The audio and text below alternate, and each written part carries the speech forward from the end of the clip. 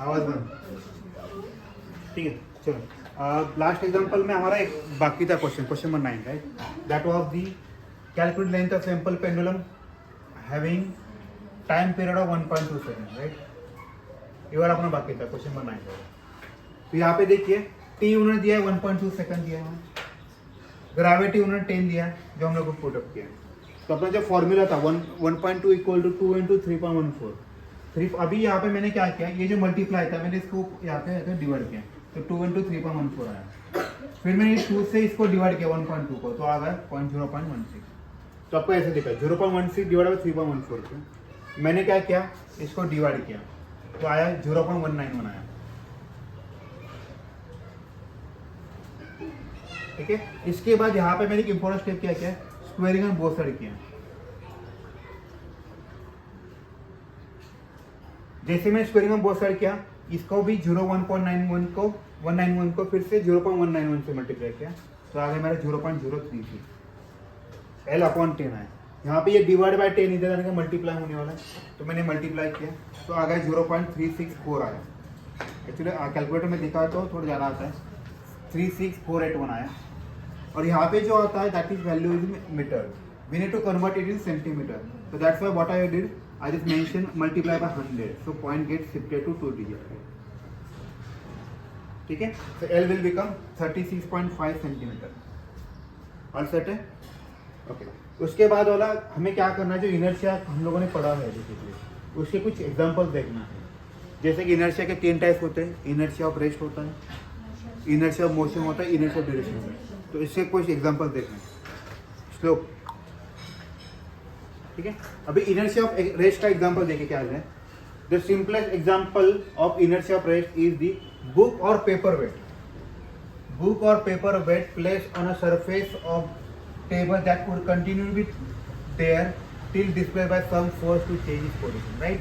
Same logic है, कोई भी टेबल पे ऊपर बुक रखे गए तो वो ऐसे ही रहेगा जब तक आप उसको पिकअप नहीं करोगे या डिस्प्ले नहीं करोगे, राइट?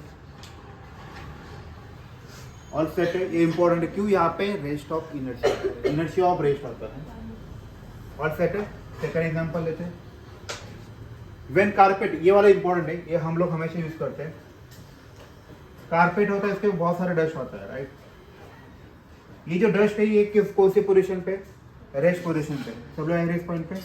यहाँ पे कारपेट भी रेस्ट है और वो डस्ट भी रेस्ट पोजीशन पे, और धूल नहीं निकलने वाली, डस्ट भी नहीं निकलने वाला। तो अभी हम लोग क्या कर रहे हैं, इस कारपेट का जगह कर रहे हैं, मतलब क्या कर रहे हैं, थोड़ा सा मोशन दे रहे हैं। लेकिन इस केस में क्या हो रहा है, हम लोग किसको मोशन दे रहे हैं, कारपेट को। तो डस्ट को मोशन हो रहा है क्या? नहीं, dust are stay in rest position. तो जैसे ऊपर है ऊपर ही रहेगा, हम लोग उसको नीचे खींच रहे हैं, तो डस्ट पार्टिकल क्या हो रहा है, उससे सेपरेट आउट हो रहे हैं। ये एग्जांपल है। When carpet is dusted bye shaking it vigorously, carpet set in motion. आपका जो कारपेट है मोशन में आता है, बट डस्ट पार्टिकल क्या होता है, ड्यू टू इनिशियल ब्रेक वो रेस्ट में होता है, वो मूव नहीं हो रहा है। समझ में आ रहा है? इसीलिए with the carpet they try to retain original position and hence they get separated from the carpet. समझ में? इसमें आपका कारपेट मोशन में जा रहा है, लेकिन यहाँ पे जो dust particle are in stay in rest position. तो जैसे आप इसको शेक करोगे तो वैसे ही होने वाला है, बस यहाँ पे क्या होगा, सेपरेट होने वाला है। क्यों? Because of inertia of rest. All set है, ठीक है। नेक्स्ट टॉपिक पढ़ते हैं।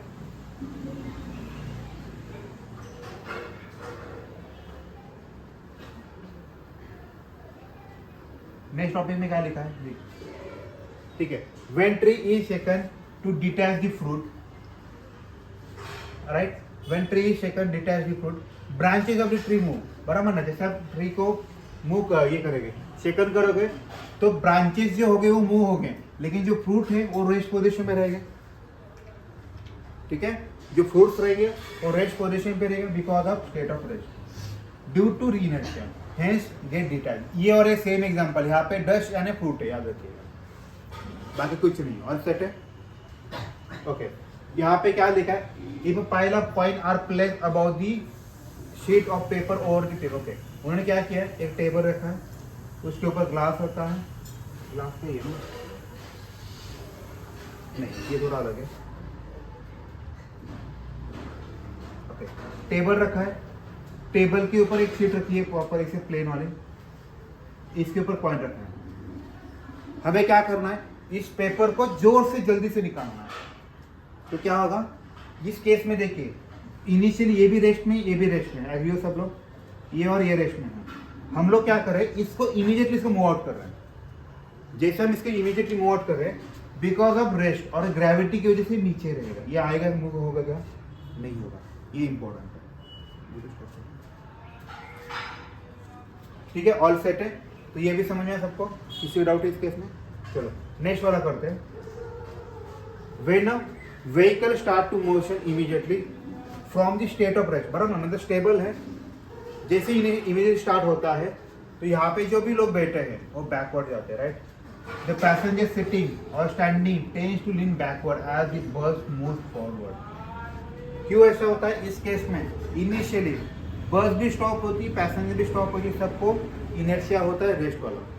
जैसे बस इमीडिएटली मूव होती है, बस को मोशन मिलता है, लेकिन ये जो पैसेंजर है वो still are in rest position, इसीलिए बैक कर। और सेट है, किसी भी इस क्वेश्चन में डाउट है, पॉइंट है, चलो आगे जाते हैं। A coin position on a cardboard sheet continues in a state of rest even when sheet is put. Simple, वही किया है यहाँ पे। उन्होंने क्या किया है, अगर आप ऑब्जर्व करोगे, यहाँ पे ग्लास है, इसमें वाटर है, ये कॉइन रखा है, ये शीट रखा है, ये इस शीट को इमीडिएटली थ्रो आउट करने वाले। तो ये जो कॉइन है, पहले बिफोर क्या होगा, दोनों भी रेस्ट में रहेंगे, कॉइन को भी रेस्ट पोजीशन, कार्डबोर्ड को भी रेस्ट पोजीशन रहेंगे। जैसे यहाँ पे इसको स्ट्राइक करेगा तो ये कार्डबोर्ड आगे चला जाएगा, इसको मोशन होगा, लेकिन इस coin are still in rest position. तो ग्रेविटी की वजह से क्या आएगा, नीचे आएगा और रेस्ट पोजीशन। और सेट है, तो ये आपका पॉइंट है। अभी सेम क्वेश्चन पॉइंट दिया है, when balloon Tide,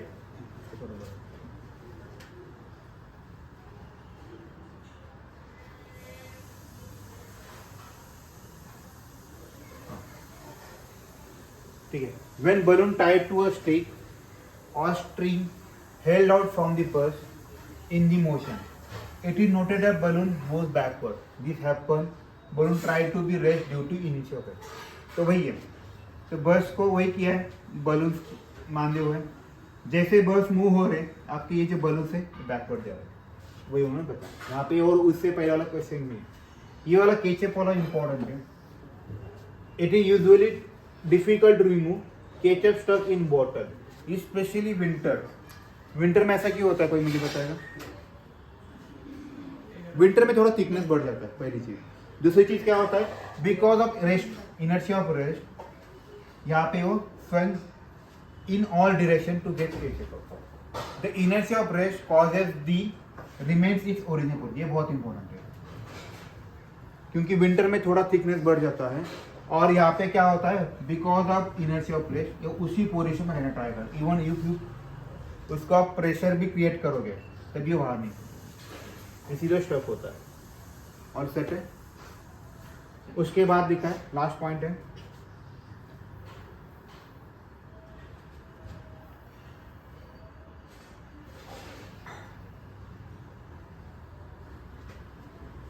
in the case of earthquake. Earthquake case में देखिए, अर्थक्वेक में बिल्डिंग क्यों गिरती है पता है? उस केस में भी रेस्ट, इनर्शिया ऑफ रेस्ट ही होता है, क्योंकि जैसे नॉर्मल पोजीशन पे जब अर्थक्वेक नहीं होता, ये अर्थ मान लीजिए, इसके ऊपर ये बिल्डिंग मान लीजिए,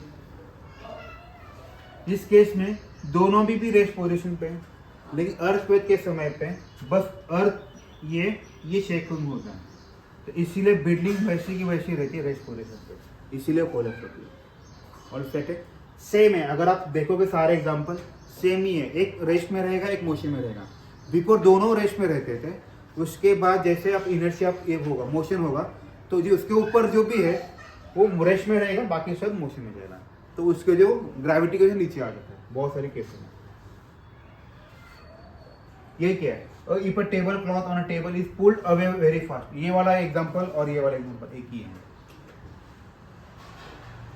मेरा पॉइंट सेम एग्जांपल, कुछ अलग नहीं। ठीक है, चलो आगे बढ़ते हैं। अभी क्या दिया, इनर्शिया ऑफ मोशन दिया। When getting down from running bus passenger run some distance along the back, ऐसा होता ही है। अगर मान लीजिए कोई बस है वो मोशन में है, यहाँ पे जो पैसेंजर है वो ट्राई करे यहाँ से निकलने के लिए, तो जिस मोशन में गाड़ी का स्पीड है, मान लो वो 20 के स्पीड से जा रहा है, ये भी आदमी 20 के स्पीड से बाहर निकलेगा क्योंकि उससे थोड़ा ज़्यादा डिस्टेंस मिलता है।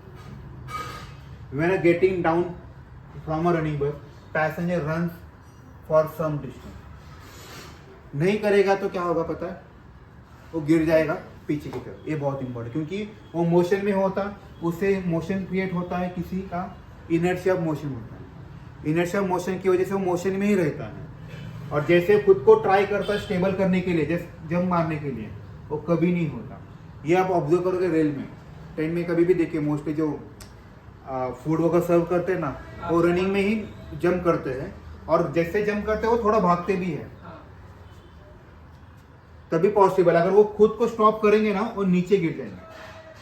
आपने देखा, अगर बहुत बार सुना ना, ट्रेन के नीचे जा रहे हैं दौड़ते समय, तो उनको बेसिकली ये वाला फंडा नहीं पता होता है, आदत नहीं होती इस चीज़ की। ये समझे? ठीक, चलो फिर आगे बढ़ते हैं।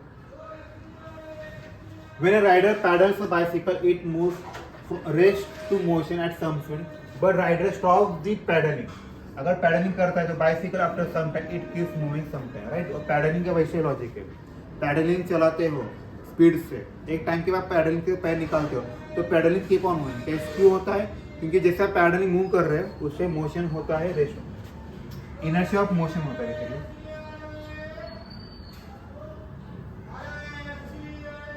राइट। जैसे वो पैर निकालता है इसकी वजह से वो कीप ऑन मूविंग होता है। और सेट है। चलो उसके बाद the competition of long jump event, तो competitor runs extra distance before taking long jump लेने से पहले उसे क्या करते हो, ताकि ये मोशन में आ सके और इमीडिएटली जंप कर सके। अगर जैसे स्टॉप पे है तो यहाँ से यहाँ तक ही जंप कर पाएगा, लेकिन मोशन में है he will get more distance, he can achieve more distance. ठीक है, वही उन्होंने एग्जाम्पल दिया। उसके बाद दिया ये इन अ रेस से 100 metre sprint the athletic continues to run even after reaching a finish line. वैसे होता है जैसे फिनिश लाइन इमीडिएटली स्टॉप होता है कि नहीं, आपको ऑब्जर्व किया होगा, जैसे फिनिश लाइन होता है उसके बाद भी वो थोड़ा सा डिस्टेंस मूव होता है, 5-10 मिनट तक। क्यों होता है? क्योंकि because of inertial motion, motion में है वो मोशन कंटिन्यू रहेगा, even he is try to stop, उसके बाद वो खुद को ट्राई करेगा स्टॉप करने का, उसी के बाद ही स्टॉप करेगा।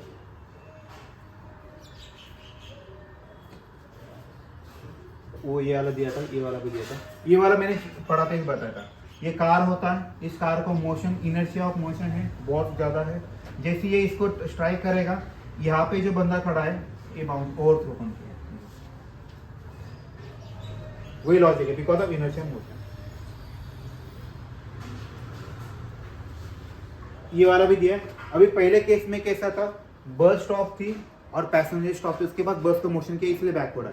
अभी उल्टा हो रहा है, अभी बस मोशन में है इसीलिए पैसेंजर की इनर्शिया ऑफ मोशन होगा। जैसे ही बस स्टॉप होगा ये, लेकिन ये मोशन में रहेगा, राइट, इसीलिए ये आगे जाएगा। और सेट है, ये टॉपिक दिया। इसके बाद ड्राइवर का भी वही था, द ड्राइवर व्हीकल में experience a forward jerk when apply the brake, माना ना खुद को ब्रेक मारेगा, क्योंकि यहाँ पे वो खुद को मोशन इनर्शिया ऑफ मोशन होगा। जैसे ब्रेक करेगा ये थोड़ा आगे जा रहा है, दिख रहा है यहाँ पे उन्होंने दिखा है, ये पूरे यहाँ पे चिपक गया है, थोड़ा सा डिस्टर्ब रहा है। और सेट है, ठीक है, बाकी कुछ नहीं है। ये वाला तो मैंने लिया नहीं था। ओके, इनर्शिया ऑफ डायरेक्शन, ये भी इंपॉर्टेंट है। जैसे उनको कहना है कि जैसे मान लीजिए कोई भी बस में बैठे और उसने स्पीड में थोड़ा सा इमीडिएटली टर्न लिया, अगर टर्न लेफ्ट तरफ की लेते हो आप राइट तरफ में झुक जाते हो, कभी भी ऑब्जर्व कीजिए, राइट, वही क्वेश्चन है। A passenger in a bus tends to fall side way when speeding the bus at sharp turn लेते हो तब के केस में जिस तरफ आप टर्न ले रहे हो उसके अपोजिट साइड पे हो जाता है। ऑल सेट है, ओके, वही लॉग है, वही केस है वाला। डॉग अगर फॉलो क्या चेस कर रहा है जिग पाथ को, इस केस में भी उसको डिफिकल्ट जाता है कैच करने के लिए। और सेट है, अभी क्या है हमारा ये वाला भी इम्पोर्टेंट है। और when a stone is tied to one end of the string, मतलब यहाँ पे कैसे किया है,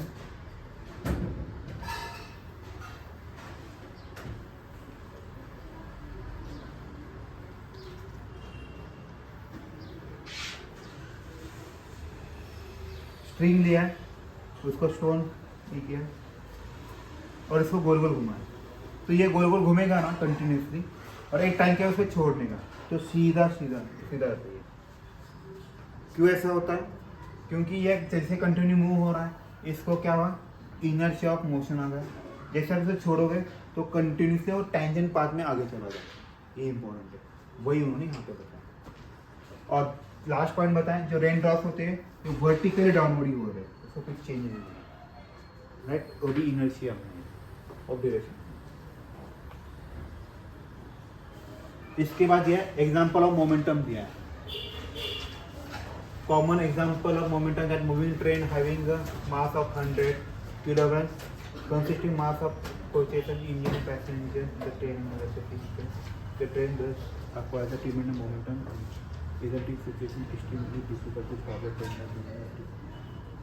ओके राइट, यहाँ पे क्या बता रहे, देखिए यहाँ पे ये बता रहे कि अगर ऑब्जर्व करो कोई भी ट्रेन लो, ट्रेन में क्या होता है, इंजन होता है, डब्बे मतलब क्या बोल सकते हैं, और कोचेस होते हैं और पैसेंजर होते हैं, और जब वो मोशन में होते हैं इसका ट्रिमेंडस अमाउंट में मोमेंटम होता है, तो इमीडिएटली ब्रेक नहीं दबा सकता, इसीलिए ट्रेन के लिए अलग से रास्ता ही बना है, इसको कोई क्रॉस नहीं कर सकता, जो भी क्रॉस करेगा उसका एक्सीडेंट हो जाएगा, किसी स्टॉप भी नहीं होती, राइट। अगर स्टॉप भी करेंगे ना, जो सारे पीछे के डब्बे हैं वो पटरी से निकल जाएंगे, तो इसीलिए क्या करते हैं, उसको ब्रेक लगाना है, स्लो ही लगाना पड़ता है, वही उन्होंने बताया यहाँ पे। उसके बाद यह a car moving with high velocity में have small momentum compare to truck moving relatively low velocity but having much more mass than the car, similar to running, so truck must slow down long before a rear traffic on account of cruise momentum। ये समझ में क्या बोलना चाहते हैं? जैसे इसका मतलब ये है कि अगर मान लीजिएगा कोई भी ट्रक, मान लीजिएगा एक ट्रक है, ये कार लेते हैं और ये ट्रक लेते हैं, अगर ट्रक जा रहा है 40 के स्पीड से, ओके, इसका वेट मान लीजिए 3000 kg है, और ये जा रहा है 80 के स्पीड से, इसका वेट मान लीजिए 500 kg मान लीजिए, 150 मानते हैं।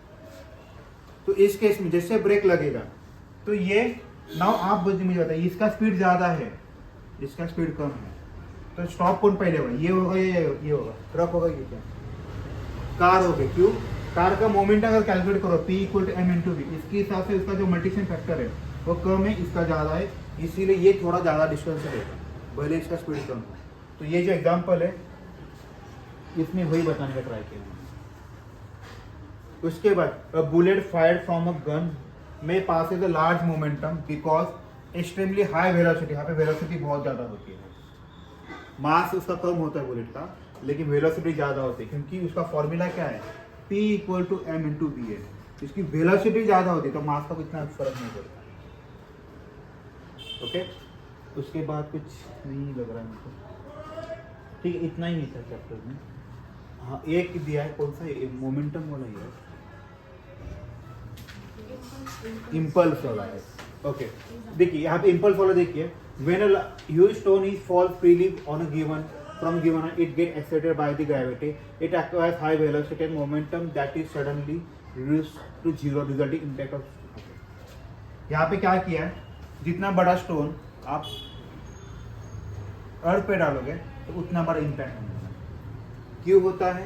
जैसे वो ग्रेविटी की वजह से पुल होगा, यहाँ पे देखिए वही किया है, when a huge stone falls freely from given height it get accelerated by the gravity, gravity की जो नीचे आएगा उसको वेलोसिटी भी बढ़ेगी, मोमेंटम भी आएगा। क्यों मोमेंट आएगा? क्योंकि उसको मास भी होगा, उसको वेलोसिटी भी होगा। जैसे ही वो स्ट्राइक करेगा अर्थ के ऊपर तो उसका इमीडिएटली जीरो हो जाएगा, इसीलिए इसका इम्पैक्ट आने वाला है।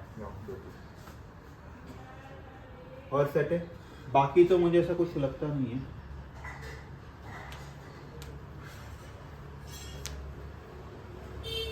ठीक है, नॉर्मली है, कुछ इतना बताने की जरूरत नहीं। चलेगा, हम लोग इतना ही करते हैं।